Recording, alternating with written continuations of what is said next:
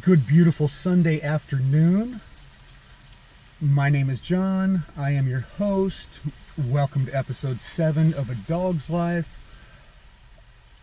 My walk, my spiritual journey. Thank you for being here on this journey with me. I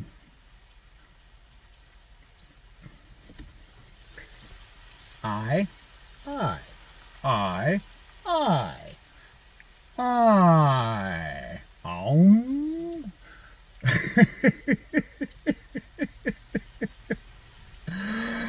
Oh shit. I am John. I am your host. Welcome to this episode of A Dog's Life. I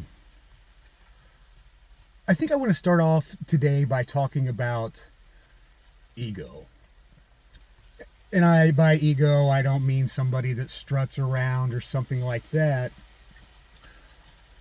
I mean separating yourself on why you do something. Are you really doing it out of love, or are you doing it because you feel it serves a better purpose? I was on the phone last night, having a nice conversation with someone that I do not talk to a lot. And I may have had a drink or two during this 2-hour conversation.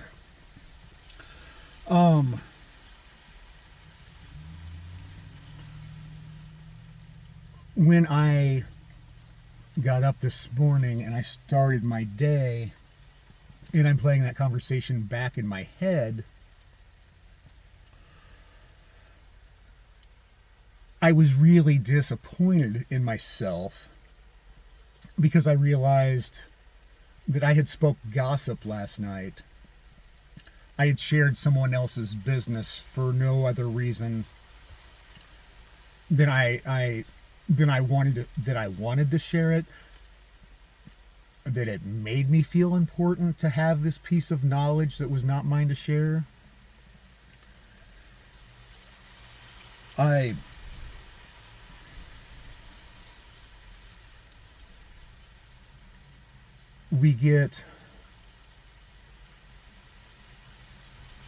think when we do things like that, it's the insecurities in ourself showing, that we feel that we need to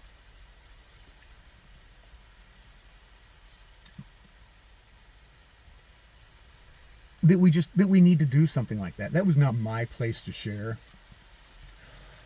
There was no reason for me to share that knowledge. It wasn't changing the person's life I was talking to. And I don't feel good about it today.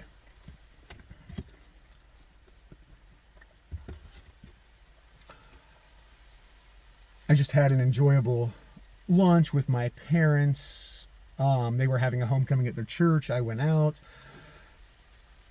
Got to visit with a few people that I don't see very often. So their church is probably 45 minutes away from where I live. As I was driving out there this morning, thinking about my conversation of last night and my disenchantment with the things that I chose to share that were not mine to share. Not beating myself up, just looking to be a better version of myself. That I don't need to do things like that to make myself look good in somebody else's eyes. I'm better than that. So as I'm doing that, I'm listening to a podcast.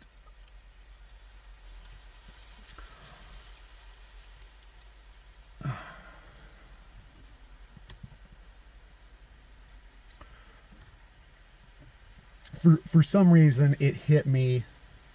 I used to listen to Abraham Hicks a lot. I still do every now and then. I think there's a lot of great messages. Lack of listening to it lately is not because I disagree with it. It just has not been resonating with my soul. I definitely look for things that resonate with me when I'm listening, that I feel touch me.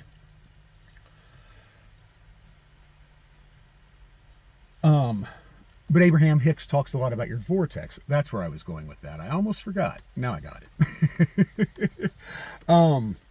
Like bringing things into your vortex, getting them tied up in your energy. And as I do a lot of meditating, visualizing, things of that nature, just about my future and the direction I'm taking in my purpose on this earth,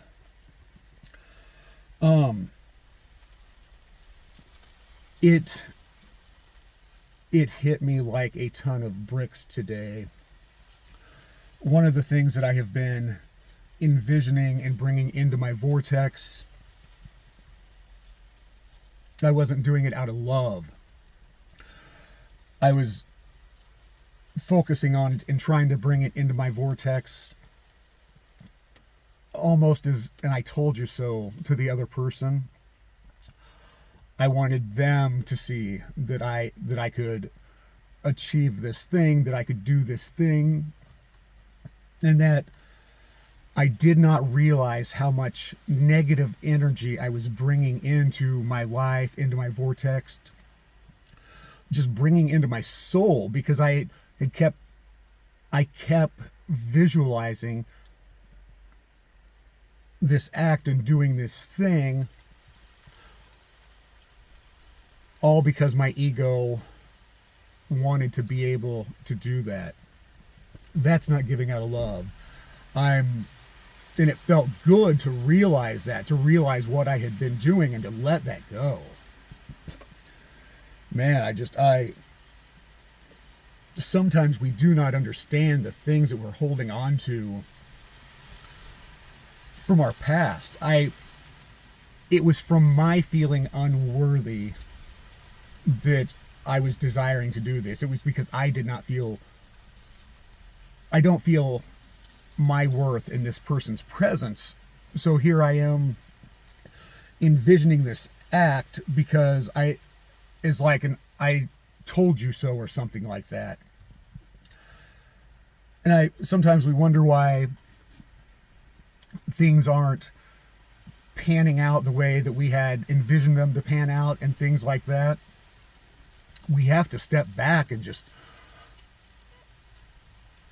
look at our true motives, or what we're still hanging on to. David Baer talks a lot about just getting rid of childhood trauma,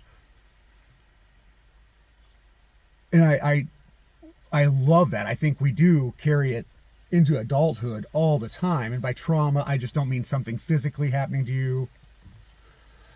I mean the things that are ingrained into us by those that raised us.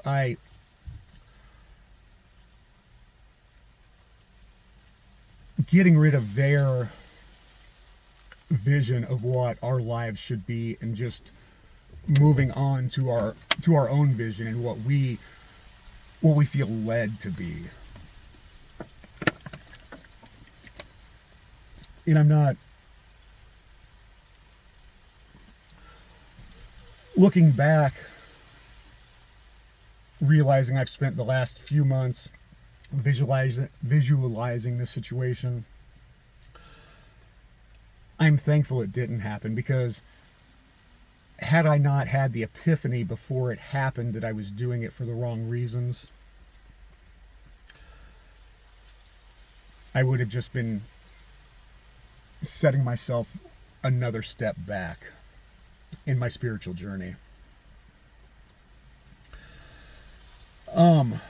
I was also listening to Dr. Joe Dispenza this morning, and he has one of his episodes. Let me get that out. I ran across one of his episodes the other day. I believe it was titled Manifesting in Silence or something to that effect. If anybody wants a link to it, please let me know and I'll put it in the comments. But it resonated with me so much. And he is speaking about when you're desire what you're putting out into the universe that you desire. If you take that, a lot of people talk. Let me find my words here.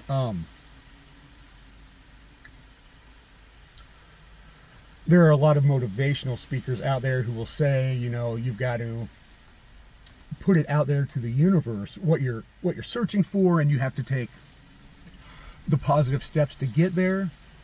Yes, I agree with that. But I think where we mistake this is putting it out into the universe does not mean telling this person, this person, this person, this person. What it means is talking to your inner person. That's who you're putting it out there for. You don't, and he went on to say that every time, it's not just every time that you're putting it out to another human rather than just your inner dialogue. You're making it harder and harder for that to come to fruition for you. Because when you do that, then you get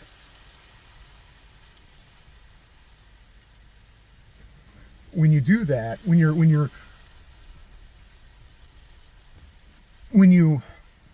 I'm looking for my words.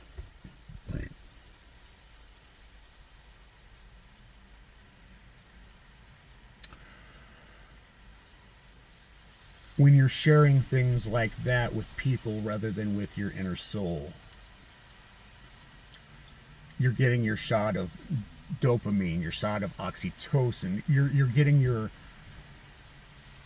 excitement out of it at that point. You're not holding on to it until it comes to fruition and being full of gratitude and positivity for the fruition, instead of letting it ferment.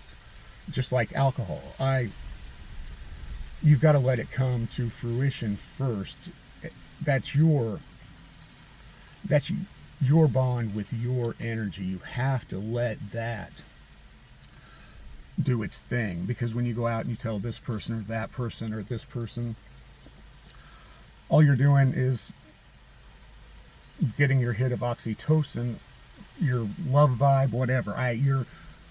You're feeding off of those other people rather than feeding on the gratitude in your soul.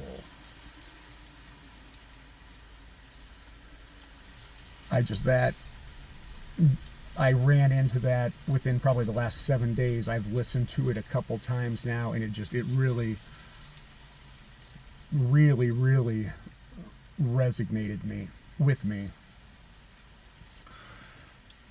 Something else that's been on my heart, talking about pushing people to be better. I'm not saying my beliefs around this won't change, but I have to do what I feel is good inside of me. I don't think that's something we should do. I don't think we should be pushing others to be better. I believe they're walking their own spiritual journey. Now, if they interact with you and are looking for advice or truly seeking out, totally different situation. But pushing them to be better, no. All you're doing is wanting them to be a different version of themselves so you'll like them better. I cannot beloved that. I want everybody to be better. I want every single soul on this earth to understand its worthiness, its honor. Oh my gosh, we can get so tangled up in other people's thoughts. My epiphany this morning with that and my reason for doing things. It feels so good to have that out of my vortex. So when you start wishing something for somebody else, or you want to talk about somebody else and say the things they should do for themselves, just sit back and think. Take a pause moment and say, am I really wanting them better? Or am I just wanting to be around a different version of them? Because if you're just wanting to be around a different version of somebody, then you just need to find somebody else to be around. I love you all. Thank you so much for listening, for wanting to be better, because if you're even listening to this in the first place, you have a desire to change yourself. May you all just find peace, love, contentment in this lifetime. Thank you.